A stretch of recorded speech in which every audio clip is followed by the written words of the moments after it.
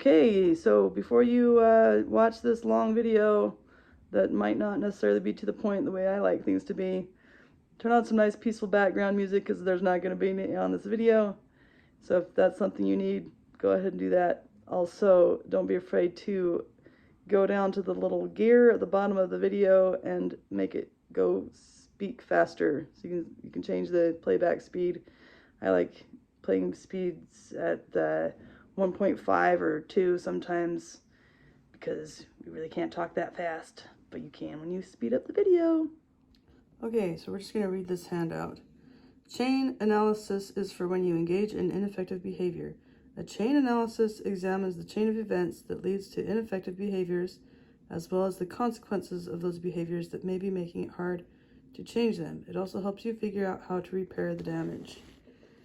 Missing links analysis is for when you fail to engage in effective behaviors. A missing links analysis helps you identify what got in the way of doing things you needed or hoped to do, things you agreed to do, or things others expected you to do. It also helps you problem solve for the future. Okay, I'm not sure I completely understand that. Now I'm going to read handout 7. To understand behavior, do a chain analysis. Vulnerability, prompting event, links, consequences, problem behavior. Step 1, describe the problem behavior. Describe the prompting event that started the chain of events leading to the problem behavior. I wish I could pause making a video because I don't like editing. So, describe the factors happening before the event that made you vulnerable to starting down the chain of events toward the problem behavior. Describe in excruciating detail the chain of events that led to the problem behavior. Describe the consequences of the problem behavior.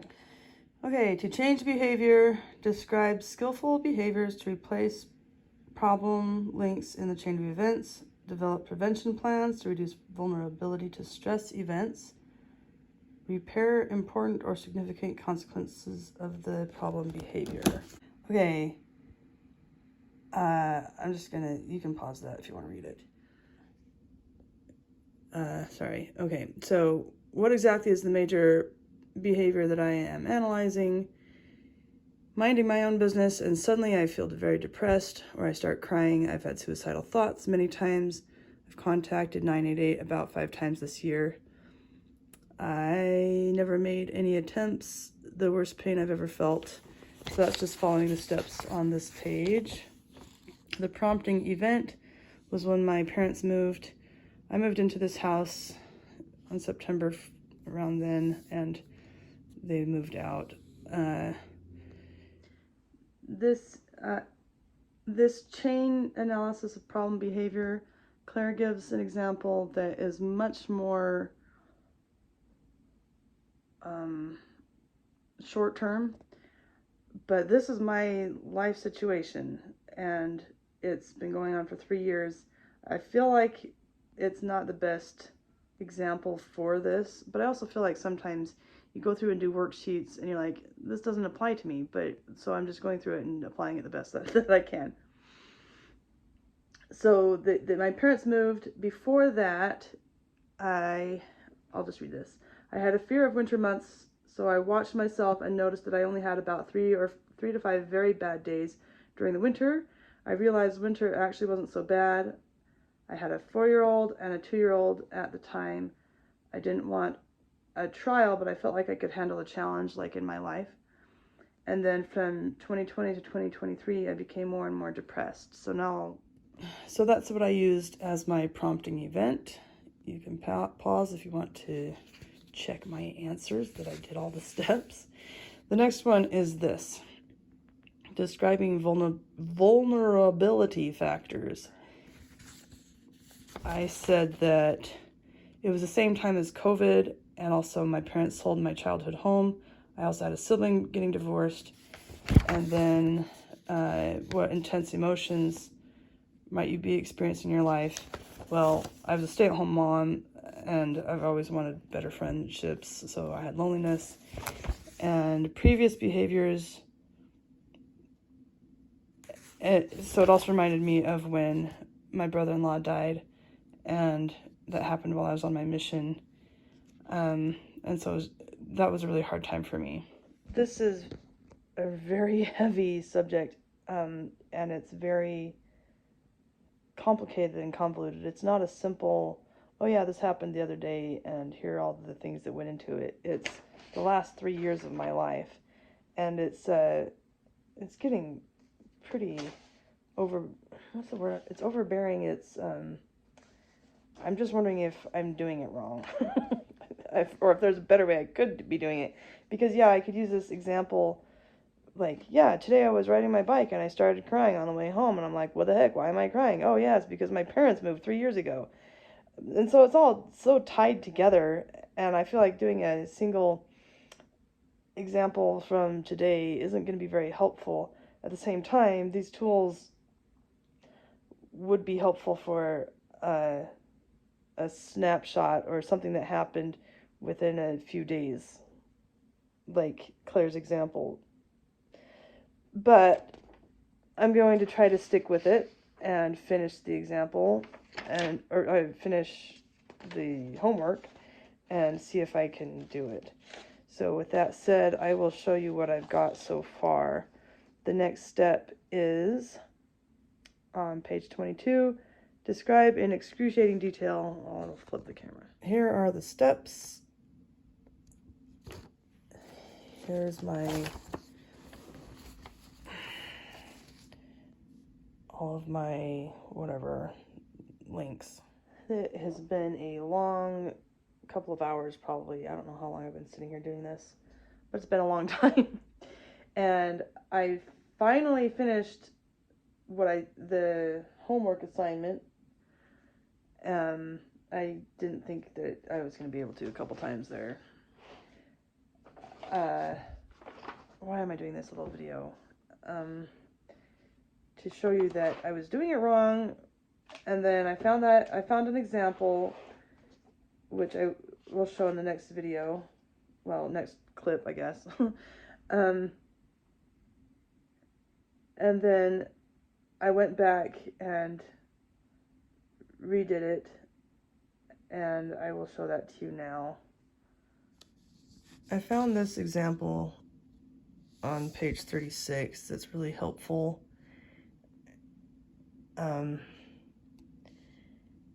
About a girl who felt hurt talking with her sister on the phone. Nobody loves me, decided to drink wine, and then the consequences were she had to spend it. Oh, so she got a DUI. Consequences, she had to spend the night in jail.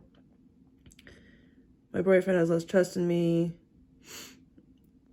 And then prevention plans, ways to reduce vulnerability in the future, make plans for how to cope when my boyfriend is out of town,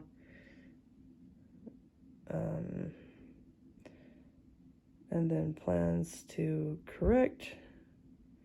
repair, correct, and overcorrect the harm, apologize to my sister, and reassure her that she has a perfect right to change her plans, work with her to plan a new time for a visit. Here is my example. So I did it wrong over here. Anyway, I think this is a little bit better given the situation. So that's that. I will turn the camera around. So the chain of events was the parents said that the move was permanent, and I was devastated. I tried to cope with it by processing my grief. I thought I shouldn't be bothered so much since they were still alive. I thought I don't have ideal parents. I sometimes think I get hurt easily. It's best to avoid my family. My parents are going to be far away, and then they will die, and then I cry in public or at home randomly. And then, then you turn the page. What exactly were the consequences in the environment? I don't want to flip the camera all the time, so I'll just show you. Except in my perspective, that is backwards. So I will just show that real fast. Just like that. Okay, so the consequences. I got a frog in my throat all day long. My consequences were a lot of therapy, holding grudges, avoiding my parents and family, having non-established relationship with my parents, so not really doing anything consistent or talking to them. I don't avoid them completely, but there's nothing really consistent there. Consequences in myself. I feel sick, depressed, or cry a lot. What harm did my problem behavior cause? Oh, it's caused strain on my relationship with my husband. My parents might feel guilty because they upset me. I know that them moving it's been very hard for them as well. And I'm sure the tremendous impact it's had on me, which they know about because I wrote them a letter and just to talk to them several times. I'm sure that that's upsetting to them as well, because who wants their kid to be completely suicidal? I don't know. Prevention plans, ways to reduce my vulnerability in the future, have resources to turn to when traumatic life events happen. I've actually done some of these things. One of the things. It's been a long day. Medical record that shows what I did and what the results were. I have that for like medications and Cerazette and ketamine treatments, which if you do ketamine, make sure they're guided. I didn't do them guided. It wasn't that helpful. As a YouTube, make a YouTube channel / journals that I can refer to so that I can refer to what I did last time. That's part of the point of this YouTube channel, is for myself, so that I can later on when my child dies, it's my worst fear, or something happens, they're not going to die. I will have something to look back on. Ways to prevent precipitating event from happening again. Obviously, that doesn't really apply. But, in fact, in the example, they said kind of the same thing. I kind of followed that. Ways to prevent precipitating event from happening again. I can't keep the precipitating event from happening, so I need to practice coping ahead and have plans for how to manage when I am at home alone. Great idea. I put practice coping, develop DBT skills so they are second nature when a crisis happens, and organize a barge. The brother of Jared built barges through the direction of the Lord. He told them to make them tight like unto a dish and get a light source. And so then when they moved their animals and they had to leave, they were in these boats that could be submerged underwater because the waves would crash on them, and they would get submerged under the water. And then when there's storms, I'm not telling you, you just go read it in the Book of Mormon. Anyway, so basically they created a barge so that they could cross the ocean safely, and when there was a storm, they could plug the hole, and when the sun came out, they could open the hole and poke their heads out and have air, and that's how they crossed the ocean. So, organize a barge for myself so that so I'm prepared for when the waves and the storms come. Plans to repair, correct, and overcorrect the harm. So the harm was, again, feeling sick or having grudges. So self-care, go to Joyce, a practitioner that I go to sometimes to release emotions, or go to the chiropractor or whatever. DBT, that's what I'm doing now, is to try to get rid of that depression. Also, Sarah set for husband / spouse self-care. So I'm doing that so that if he's in a good space, then he's more likely to be able to help me, and then it won't be as straining on our relationship. Once I'm stable, establish a relationship with my parents, accept imperfection, realize it's not going to be a perfect relationship. So then I will flip the camera. These are the replacement ones. So instead of this, observe my parents' needs and wants to radically accept. So I tried to cope with it by processing my grief. Just radically accept that life would suck until my grief is done. Instead of, I thought I shouldn't be bothered so much since they were still alive, validate my feelings and simply allow them. I thought I don't have ideal parents. Instead, figure out what I can have with them in a relationship, and just get as much satisfaction as I can, and radically accept that it's not going to be perfect, and just live with that, unless I come up with something better as I learn these skills. Sometimes I think I get hurt easily. It's best to avoid my family. Instead, recognize safe conversation topics, stick to those while I learn my new skills. My parents are going to be far away and then they will die. And then I have develop a relationship worth having. One of the things that, that Marcia says, she's the author of the book. One of the things that she says is, she also has another book called A Life Worth Living. And so I want to develop that. Cry in public or at home randomly. Remember, emotions will pass. Do my breathing, where I just focus only on my breathing. Do DBT, like pull this out and do some homework assignments. Call my EAP, which they have a therapist on call. Or I know it's temperature and paired breathing. I don't remember what the I is. And there's also another P in some people's versions. That's it for that assignment.